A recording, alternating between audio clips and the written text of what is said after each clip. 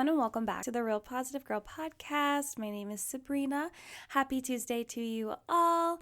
Welcome back to the show if you've been here before, and welcome in if you are brand new. Just so you know, the topic of this week's episodes, this week for the podcast, for the theme is helpful journal prompts. I kind of messed that up a little bit. And then today, Tuesday specifically, we are going to be talking about the prompt, why do I find it hard to let go? But before we jump into that, I do want to again welcome you. Happy Tuesday. I hope that your day is going well, whether it's just beginning, in the middle, or towards the end. I hope that it's positive, and I hope that it's going in the direction that you would like it to go. I understand that life isn't perfect, but it's pretty good, right? And, if we hone in and focus on those positive things, it can be even better than we're viewing it right now. And if you are having a hard day, or you're just having a day where you're just riding the struggle bus, you find things to be more frustrating, I encourage you to take the 5-minute reset, which is to take at least 5 minutes to be by yourself. And it allows you to reset, reboot, restart your day right then and there, so you're able to forcibly make yourself enjoy the rest of the day by leaving all the other crap behind that was hanging on you, dragging you down, causing you issues. And it also allows you some time to take a break from any burdens or problems or issues that you are currently dealing with. You can even take some time to problem solve any issues and problems that you are dealing with currently, so you can go back with a resolution. And then I always encourage everyone to make a list of at least 4 things that you are grateful for. Those can be big things, small things, medium-sized things. It doesn't matter. The beauty of being grateful for things is that you can literally be grateful for anything.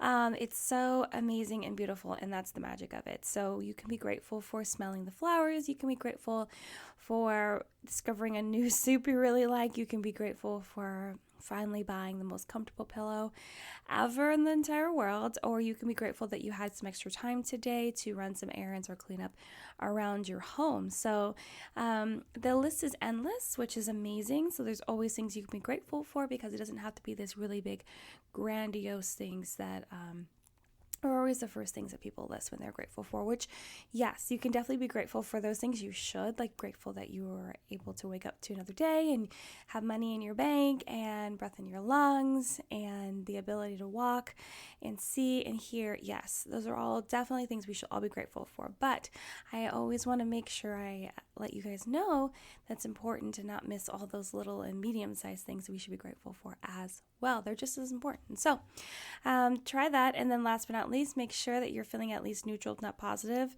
about the rest of your day, because hopefully by taking a break from many of your burdens and issues, resetting your day, creating your gratitude list, you realize you have so many things to be grateful for. And there are so many amazing blessings and positive things happening in your life that you can at least feel neutral and not just focus so hardly on all the negative things happening in your life, and know that there's still amazing positive blessings happening despite what you're going through. However, I do hope that this Tuesday you are having a fantastic day. Like I said at the top of the show, the topic of this week is helpful journal prompts. And today, Tuesday, the prompt is, why do I find it hard to let go? And again, just know that yes, these are things you can write down in your journal, but these are also just questions you can ask yourself in your quiet time, in your meditative time, on your alone walks, whatever time you take for yourself to really practice self-discovery and understanding yourself a little bit more. So let's jump in. This is one of those really tough questions that we should ask ourselves on the regular, especially if you are harboring some deep faults and emotions against someone else, meaning someone else has contributed to hurting you. There might be betrayal there, sadness, pain, what have you. But it's really important to ask ourselves this question: why do I find it hard to let go, especially when those things have happened? And this question would be one of those times that you need to be really honest with yourself and come up with the true reasons why you are not able to let some things go. And I understand that it can be really tough to be honest with yourself, to be just forthright and straightforward, because you don't want to have to relive any sort of pain or discomfort or anything like that, because you are kind of remembering and reliving what has happened. But it's important to at least catch another glimpse of it so that you can ask yourself why. Why is it so hard to let those things go, especially after you've gotten past it, at least physically, probably not mentally if you're still hanging on to it, but at least physically. And and I'm not just talking about like hurts and experiences someone else contributed to, but there are loads of other things that, that are hard for us to let go. I do believe that, it's like the hurts and pains and the offenses that we have are the things we generally do hang on to the easiest and the most. But I did want to make sure that I highlighted some other things that we have trouble letting go. So here is a list of some of the things you should consider letting go. Worries, clutter, the need to make everyone happy, controlling others, comparison, and keeping things to yourself. So, let's quickly run through those worries. Obviously, we should all practice not worrying so much. We should try to let things go and live more in the moment so that we are not constantly in a state of anxiety because of the uncertain and what could come and what our future holds. I know it can be hard. It's definitely really, really hard for me because I just always feel like if I knew it was going to happen, I'd feel more content. But I'm not sure if that's actually true, because if you knew it was going to happen and then in your mind currently that's not exactly what you want, but in the future, like that's what's going to happen and it'll actually work out to your benefit, you just don't understand how that's going to happen, then you know what I mean? Like you might be afraid, you might try to mess with that and be like, no, I don't want that to happen in the future, because you don't actually see the whole picture, the whole perspective, you know what I mean?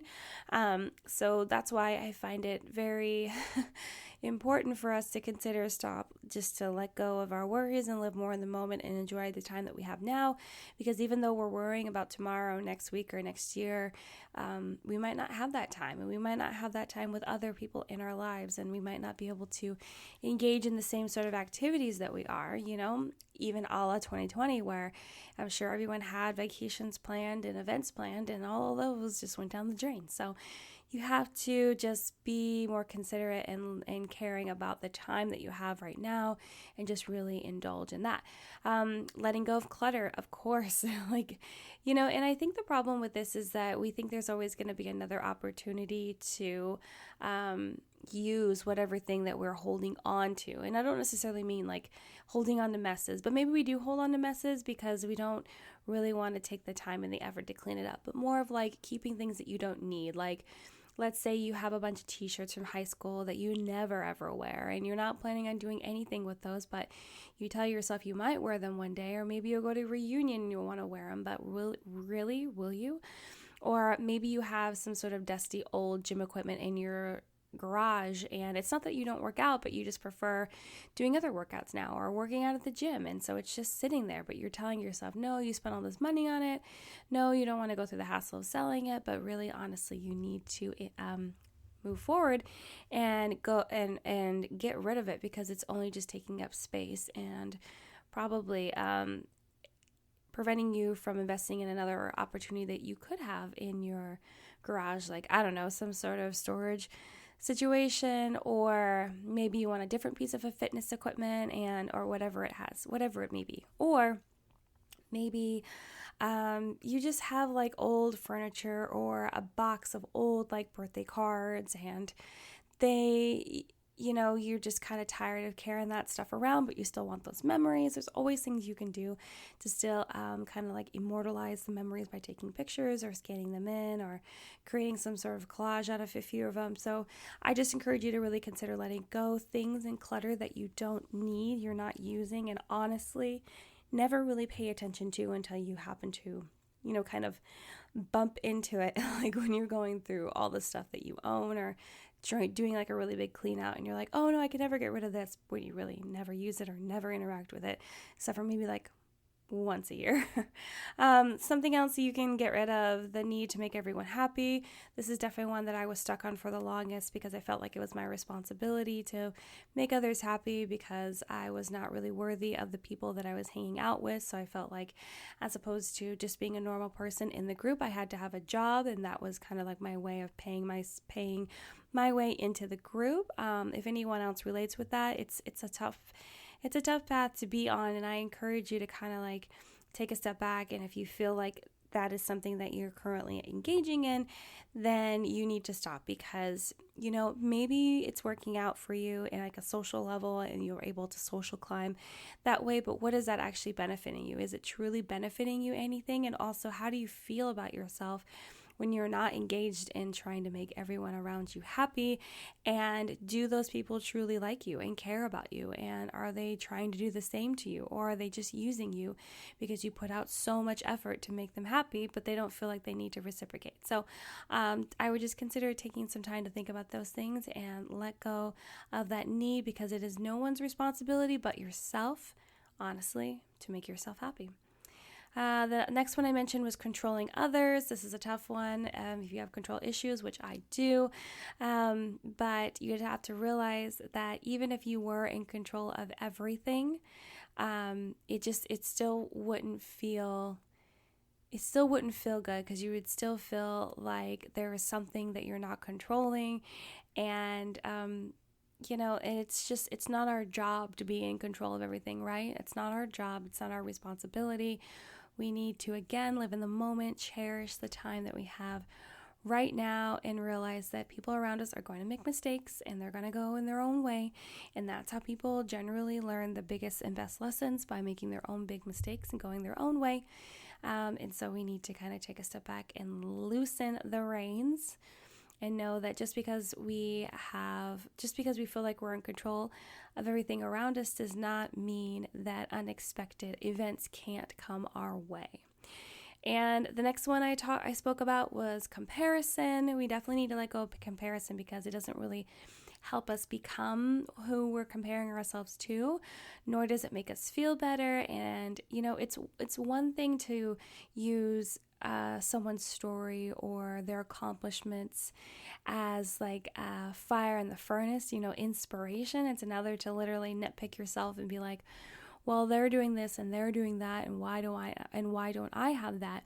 And tell you the truth, I was even doing that today. There is someone that I follow on Instagram, and I watch her videos on YouTube, and she just announced that her podcast, which hasn't even been going that long. Like, I've been doing my podcast much longer, and this is the train of thought that gets you in trouble. But it's like, she announced that she had hit 50,000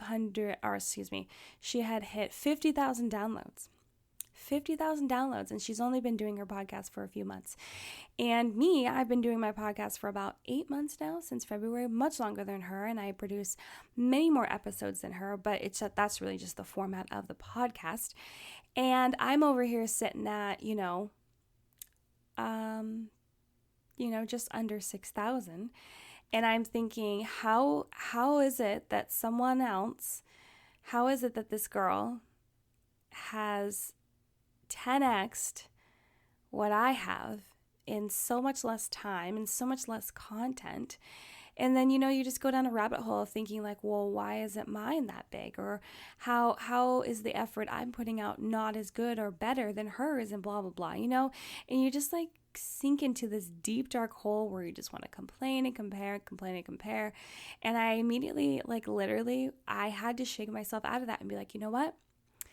It's just a different season of life. And also, she produces more content than I do right now in the form of, like, she does YouTube videos, and she also does a lot more on Instagram than I do, and all this stuff. And I have to realize that that's her full-time job now. It didn't used to be, but it's her full-time job now. And I have a full-time job, and I just do content on the side, because I do hope to do content full day someday.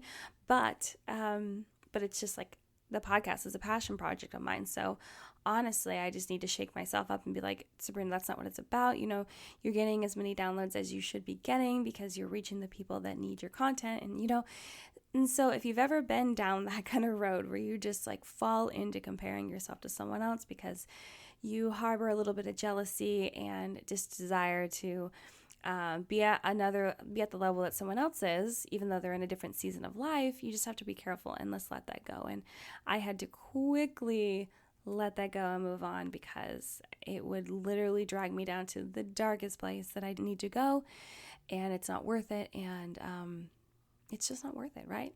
And then the last one that I mentioned was keeping things to yourself. So this one I have a problem with still. I can give you advice that I constantly give myself, but it's hard for me to accept it. I find it hard to share things with other people because I feel like it will burden them and that they don't want to hear it, even though they've requested to be like, yeah, actually tell me like really how you're doing. I'm checking in with you. For example, one of my closest friends sent me a text today and she's like, I'm just checking in. How are you doing? Because, we had recently exchanged how our lives are going, and I didn't text her back yet. It's still sitting there unread because I just don't want to burden someone else with my problems, but also, and this might sound selfish, but it's a real problem, and it's something that you guys might be experiencing too, is that I know that she's going through a hard time, and honestly, I am not in the emotional state to be able to bear someone else's burden right now either. And it's a really hard place to be. And I have no idea how to explain it to her. And I think that would just be rude. So I'm literally just teetering on the edge of trying to figure out what to do. And if you're experiencing that too, I feel you on 110% level because it's so hard. It's so hard when you want to be there for other people, and I feel like there's different points in your life where you can definitely be there for someone else when you're in pain, and a lot of times it can really help you get through your pain, but then there's other times where you just don't have the capacity to take on anyone else's stuff. You just don't at that point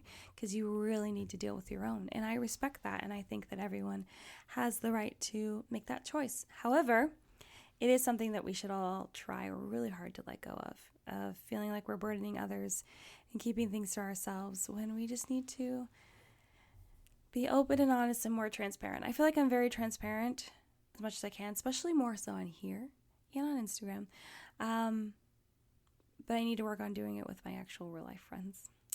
So I now understand that learning how to let things go can be very difficult, especially if you feel like there has been like an injustice towards you, but consider following some of these steps to try and get through it because, when someone hurts you, causes you pain, you don't want to let it go because if you don't feel like they understand that they did that or they didn't apologize or they didn't do something to reconcile the situation, you don't want to let it go, which is not the right way. That's not how you go about forgiveness. You just forgive someone. And you just have to move through that. It's like, what was the quote I was saying the other day? It's like choices first, decisions first, feelings follow, something like that. And so you have to make the decision and the choice to forgive them, and then your feelings will follow. You can't just be led around by your feelings or you will just be on a roller coaster forever. But I only have 4 steps for you to share with you on a couple ideas on how to let things go. So step 1 is to know that you have a choice. You absolutely have a choice to let it go. Sometimes we can fool ourselves into thinking that we don't have a choice, that we can't let it go because it feels like such an injustice to us. We can't let it go because they haven't reconciled. They haven't done something to make it better. When in reality, we can make the choice to let it go and move on and not let it bother us, even if that person is and did do it because they knew it would bother us. But if we were strong enough to let it go, and I don't mean let it go to act like it didn't happen or to let them off the hook, but you're forgiving them as Jesus would, and just moving on and not letting it hold you down, not letting it burden you, not letting it hold you captive. when you have a choice to not let it do that. Okay? Step 2 is to work on relaxing and not taking everything so seriously. This is a problem that I have as well. So when something happens that you don't like an offense will happen, and it's generally like with an offense, something that's happened that you don't want to let go, or maybe it's like heartbreak, or rejection in some sort of way. And you don't want to let those feelings go because you don't feel like they've been totally resolved, and you don't feel like they've been totally like justified and like actualized, right? You're like, oh, no one knows, no one understands, and I want people to know and understand and acknowledge. A lot of people want their feelings to be acknowledged, and I'm definitely in that camp too. So the thing that you need to do and to work on letting it go is to work on relaxing and not taking it so seriously, and not realizing that heartbreak isn't the end of the world. Someone being rude to you or backstabbing or just trying to cause you pain on purpose or not on purpose is not the end of the world. And something that really will help you is if you go back and you think of past things that have happened to you and how you've been able to move on and get past them, and how you're still here and how you're still stronger than ever, even stronger than before. You'll realize that, that pain doesn't last forever. It doesn't drag you. If you don't let it drag you down, it won't drag you down. And you just need to kind of change your perspective, which is step number 4, which we'll talk about that in a minute. But you just need to not take it so seriously. Like, you can take it seriously and be like, wow, they were rude, they were mean, they caused me to feel this way. But you don't have to take it so deeply to heart. You don't have to be like, wow, what they said is true. Like, whatever people are saying out there, it's only opinions. It's not like what people say about you is fact, especially if you don't acknowledge it as fact. It's just their opinion. It's just what they think. It's just their personal perspective. So I encourage you to realize you just need to relax, take some breaths, and realize that it's going to be okay, and you will get through this because you've gotten through other things, maybe worse things, before in the past. Step 3 is to ask yourself why you feel this way. It's a really important question. It'll really help to open your eyes. You're like, okay, well, why don't I want to get past them forgetting my birthday? And maybe it stems all the way back to you being a child and your parents forgetting your birthday, or your closest friend forgetting your birthday, or maybe everyone did remember your birthday, but then your birthday party was just terrible. You had some sort of bad experience during your birthday, right? Or maybe your birthday was always overshadowed by something else. Sometimes things can be much deeper than we think. So if we're offended, or if we're super hurt that someone that we barely know didn't wish us a happy birthday because they don't necessarily stalk everyone on Instagram or Facebook particularly to find out your birthday, then, that's fine. It's not the end of the world. They just didn't know, or they didn't remember, right? Ask yourself, why do you feel like you need to harbor this offense so strongly? And what good is it doing for you, right? Like, what is it bringing you? What is it costing you? Like, is it costing you unrest and happiness and disappointment and sadness and loneliness, right? So it's important to really find out what the deeper meaning of these emotions are, because a lot of times there's a surface emotion and then there's actual true emotion underneath that. It's just one is masking the other, because one of them is a lot easier to show and demonstrate than the one that's down below the surface, right? So it's important that you really try to figure out the root of your emotions and your feelings, the cause, and then explore that and see how you can actually heal the root so that it doesn't surface to rise to the top so often, and maybe it won't affect you as much. And then step 4, the last one, is to change your perspective, which I mentioned a little bit ago. It's important to take a step back always and see things from a bigger picture, because a lot of times, as I spoke about yesterday, we can be so zoomed in on the negative stuff. We can be so focused on the offense that's happening. But we need to take a step back and realize, okay, maybe we need to look at it from their side. Maybe they didn't mean to. Maybe it just kind of got out of hand and they didn't mean to, contribute to the pain that you're feeling. Or maybe they did, but honestly, on the large scale of things, it's not going to matter.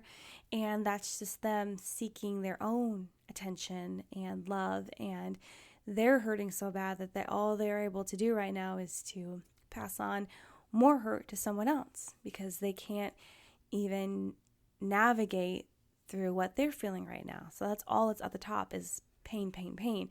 So that's all they're able to give out is pain, pain, pain. So consider that. You just need to change your perspective. Take a step back, take a couple steps back. Ask someone else if they were privy to whatever happened, like, hey, what did you see happen? What do you think happened? How would you feel if you're in my shoes? So you can even ask someone else their perspective on the situation to kind of not be so obsessed, kind of in a way, with how you are feeling in that moment and let those feelings drive everything. You need to take breaths. You need to take a step back. You need to take moments to have like a little timeout and then come back to it and realize what actually happened, how you can move forward from this, and how you cannot let it burden you and drag you down. I'm just saying it's an option. But that's all I have for you guys today. I appreciate you coming to listen. Again, thank you so much for listening to the Real Positive Girl podcast. My name is Sabrina. I hope that you have a wonderful rest of your Tuesday. Check the description box for notes for the show, where to find me on Instagram, my email address. And if you want to contact me and come say, hey, hi, hello, I would really appreciate it. Again, thank you so much for sharing the podcast, downloading, listening.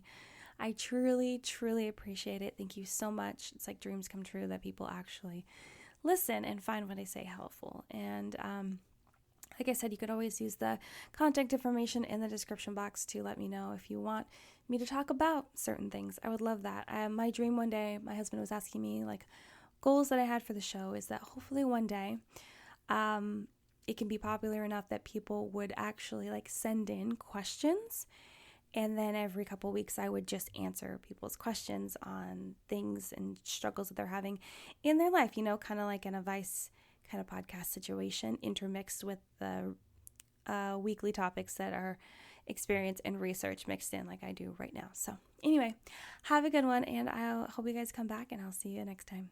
Bye.